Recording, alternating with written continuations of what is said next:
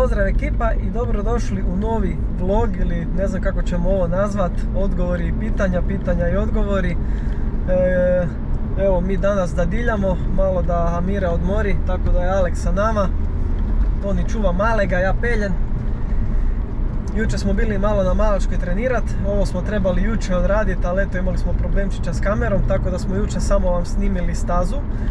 Kako ja vozim Malačku, koji su moji orijentiri, pa ako netko ovo pogleda prije utrke, evo možda mu bude od pomoći ako sam ništa točno rekao inače vezano za svu tu vožnju. A Toni ima neka pitanja koja smo mi dobili. Tako je. Pa Toni nam može početi postavljati pitanje, ako mislim da je prvo pitanje bilo za Tonija. Pa mislim, tako smo ga shvatili. Pita se Toni, bi li ja mogao probati jedan Giri kakav bi trkač bio? Šta ti kažeš, Alex? Pa iskreno, Toni se okušao malo u tome, Toni je to probao. Nije da nije išlo, ali nije ni da je išlo nešto kao profesionalno kao nešto, pa onda je to sve tako završilo. A olakotne okolnosti su bile to što Toni nijedno svoje auto nije proda u voznom stanju i sve slično tome, tako da ima ovdje jedan gospodin koji otkupljuje moje aute, zove se Žare, sve ih lipo spremi u kockicu i to vam je moj način prodaje auta, tako da mislim da ne bi baš bilo najbolje da se ja upuštam u takve stvari. Neka sam ja tu doli u boksu, na sigurno me bodrim i hvala lijepa, pozdrav.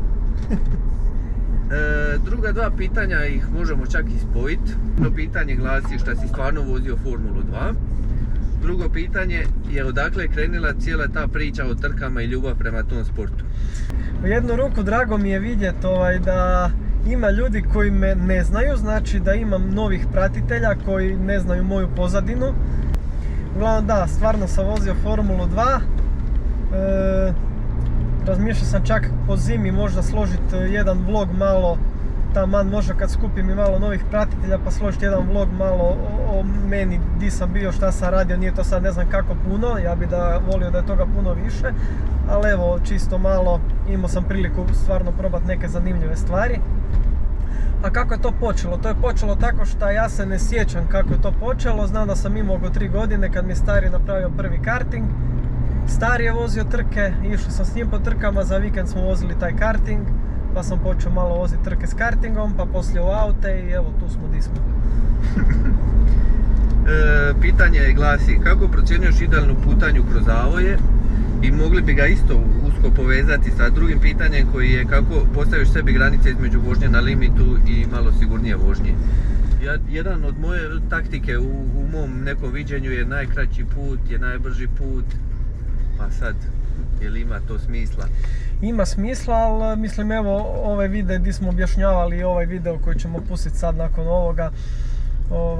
Znači bitno je koristiti cijelu stazu od ruba do ruba. Znači se objašnjava, imate neke orijentire po kojima markere kako god ih hoćete nazvat i po njima tražite idealnu putanju. A idealna putanja je kada vi dođete na kočenje i vi kočite i odradite tu svu tranziciju bez onog slobodnog hoda, ne znam, pustite gas pa opet date gas pa kočite, pustite, kočite, znači mora biti odraženo sve u jednom tiru.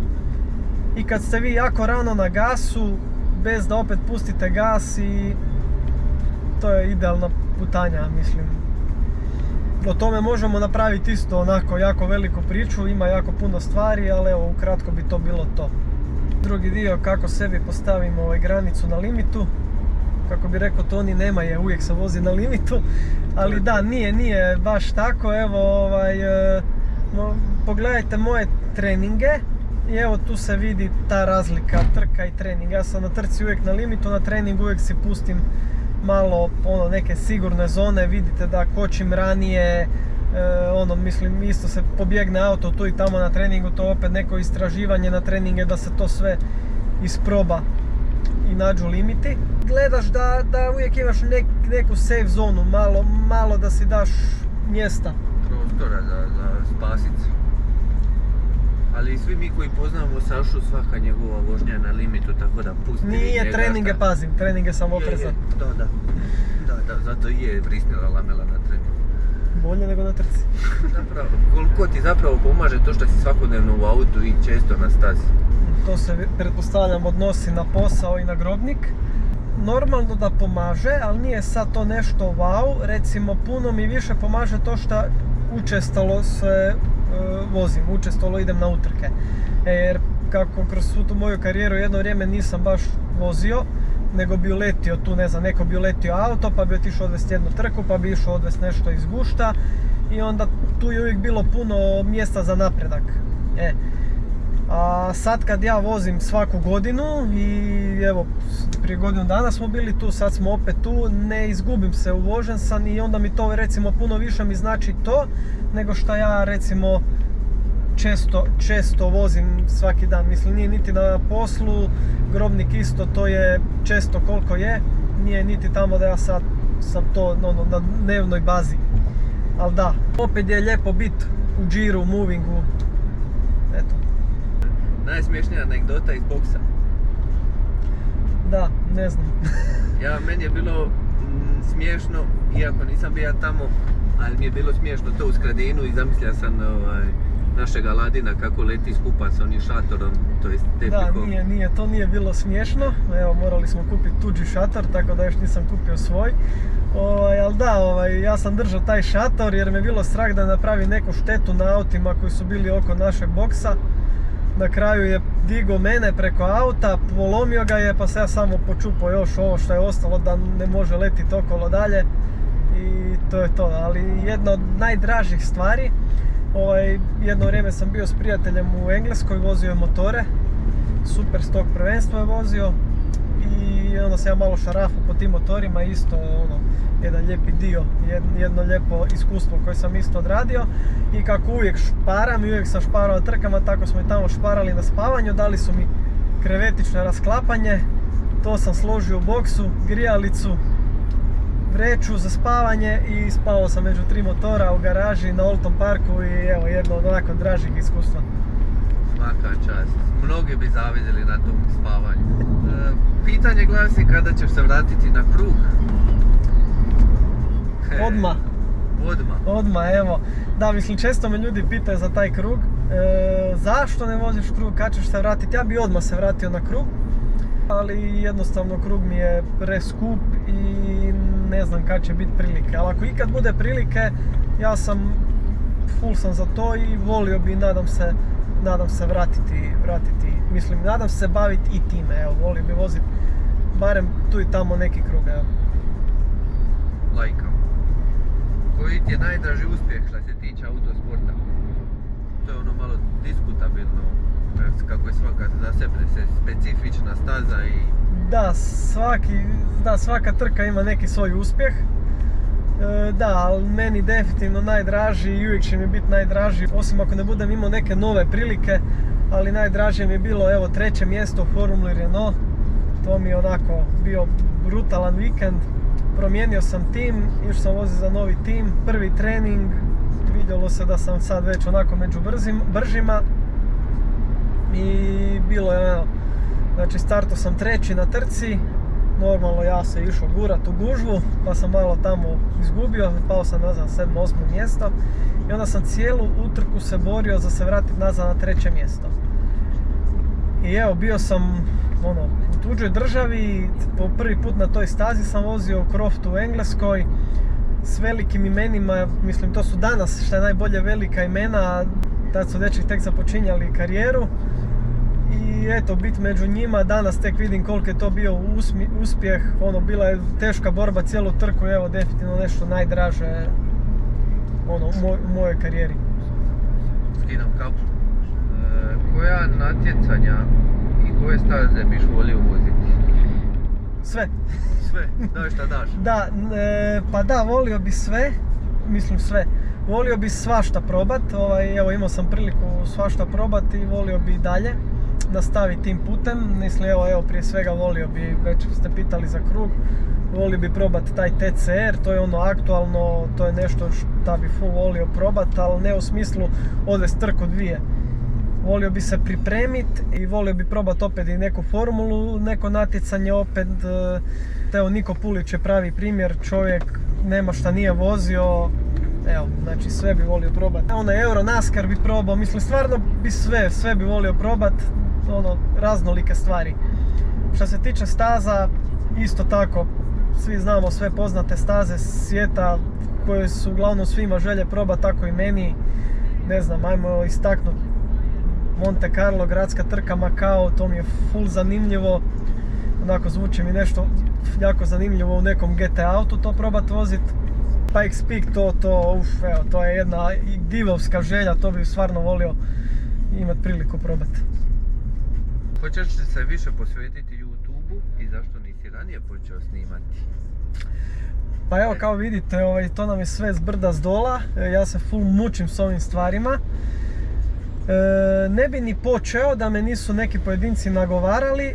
Na kraju mi je drago da sam počeo jer vidim da ima smisla, vidim da ljudi prate. Čak mi neki vozači najavljuju da će i oni krenuti tim putem i onda mi je drago to vidjeti jer autosport u Hrvatskoj je jako slabo popraćen i jako slabo promoviran.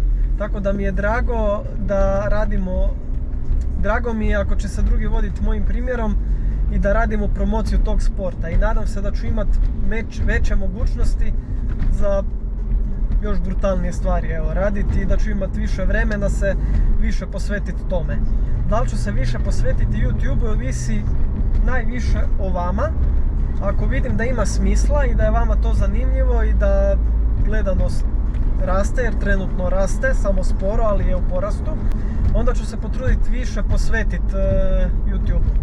A za sada ću ovako kako stignem uz posao, familiju, ko kaže da je lako biti influencer, ja ne znam kako je njima, meni ovo prenaporno. Ja sam navikao na fizikaliju i na volan, a ne na snimanje, kompjuter, tako da vidjet ćemo kako će to ići. Hoćeš li raditi recenzije i novih auta? Ne, to nećemo. Zato postoje profići koji to rade i nećemo se mišati njima u posao. Da, ne želim nikog kopirat i ne želim, nije mi to ne znam kako napeto, rađe bi tako neke zanimljive aute pa nešto snimiti s vlasnikom, neku zafrkanciju, imam i takvih ideja i to ljudi rade, ali to mi je opet nešto zanimljivo šta bi ja radio. Ja sad nove aute, evo imamo Juraj Šebalj, čovjek napravio takav biznis oko toga i čovjek radi vrhunski posao i mislim da tu nema potrebe da se ja idem gurat jer ja tresem se pred kamerom, to nije za mene. A sada kad bi, ne znam, ljubio nekog sponzora koji bi zahtijevao tako nešto, ne znam, na primjer, evo vozim Hondu, da me Honda sponzorira i dobijem tako nešto, pa u svrhu promocije, naravno da. Ali da li bi volio YouTube kanal posvetiti tome, evo iskreno ne bi. Znaš ja šta bi? Šta?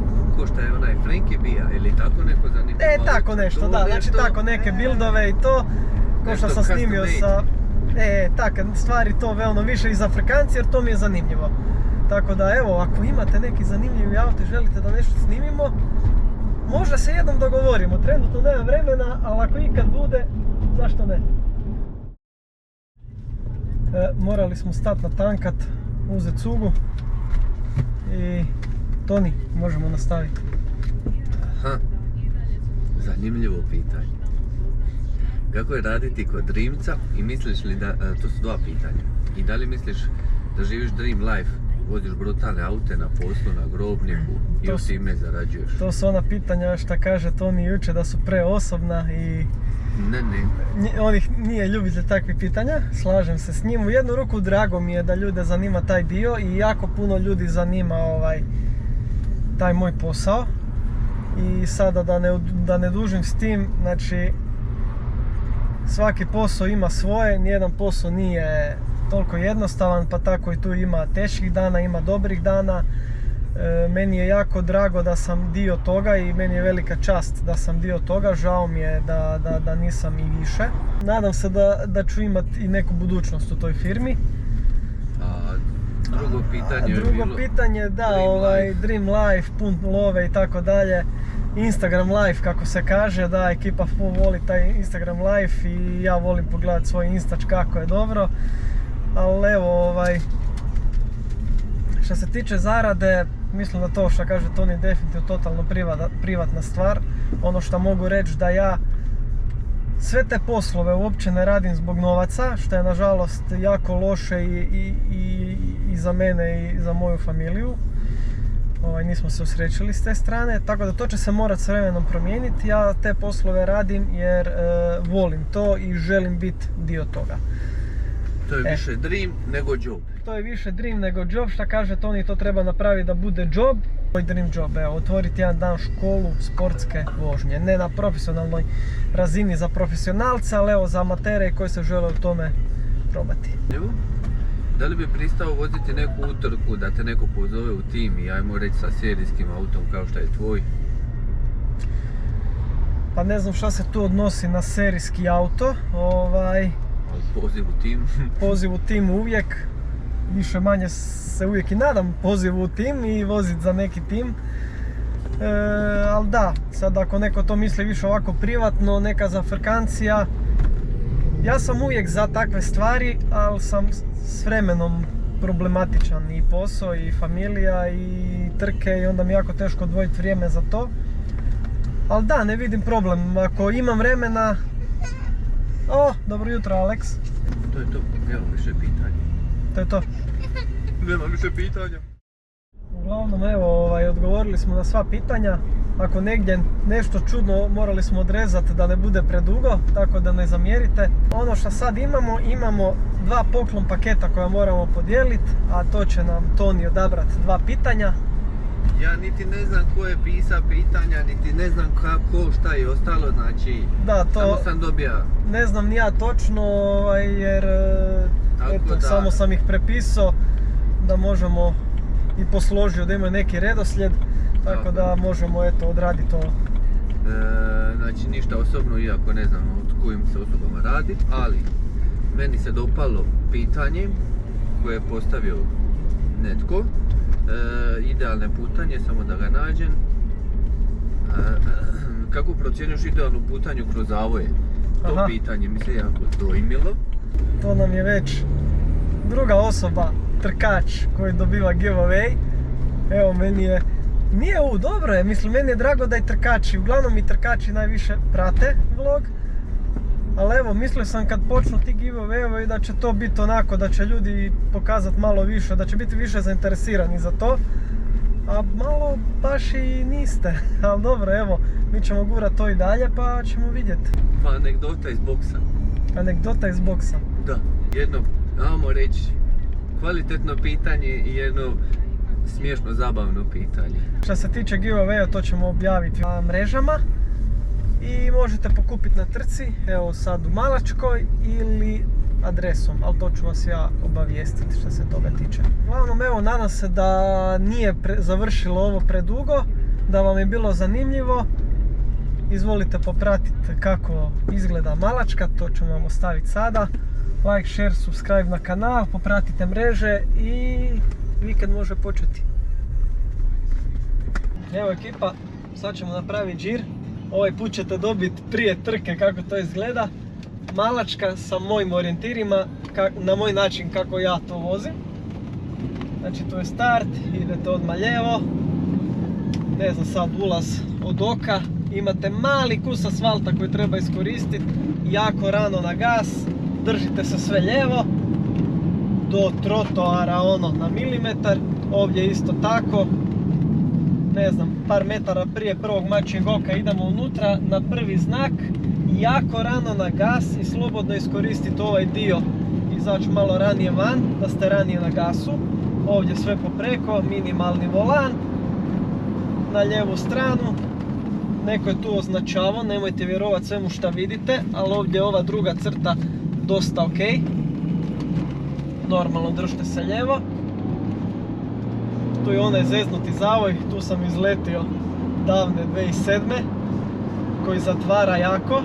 Uglavnom tu di se širi ovaj, ne asfalt, nego di je zemljani dio, to je pješčani dio gdje je širok i tu se ulazi otprilike. Onda tu imate šikanu, lijevo, desno, čim je brže proći to bolje. Ovo se sve držat gas, minimalni pokreti volana.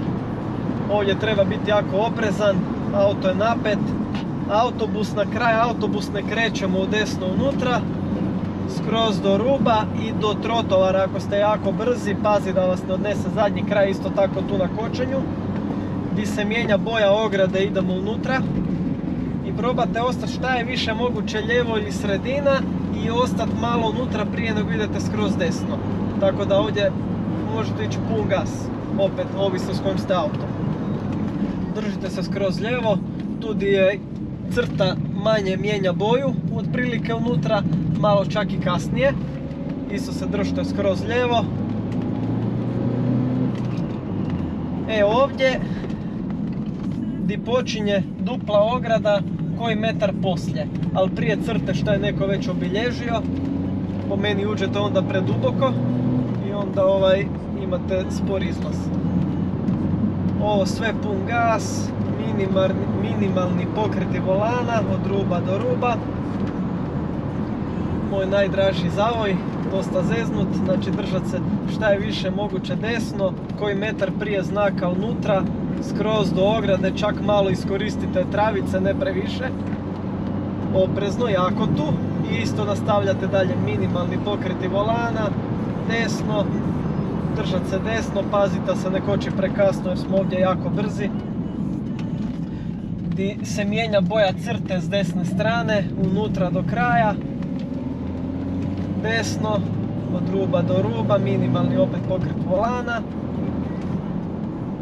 Nakon ovog znaka, mačjeg oka, negdje na sredini, ući unutra i ovdje oprezno jer kontra visi zavoj, tu je uvijek mi jako na knap. I tu bijela crta na ogradi gdje su mačja oka, tu bi ja otprilike krenuo, možda malo kasnije, da ste već dosta rano na gasu i držite se ovdje sve lijevo. Znači normalno tu izađete na desno, držat se šta je više desno moguće. Lijevo malo kasnije ući, ostati čim je isto moguće više lijevo i tu negdje po feelingu ući unutra. Pazite da vam ne otpadne kotač. I tu se držite opet, znači dođete lijevo, minimalni pokret volana i cilj. Evo, to je kako ja vozim ovu stazu, kažem sad. Svako ima pravo na svoje mišljenje, ovo je moje mišljenje i nadam se da će vam biti od pomoći ovaj vikend.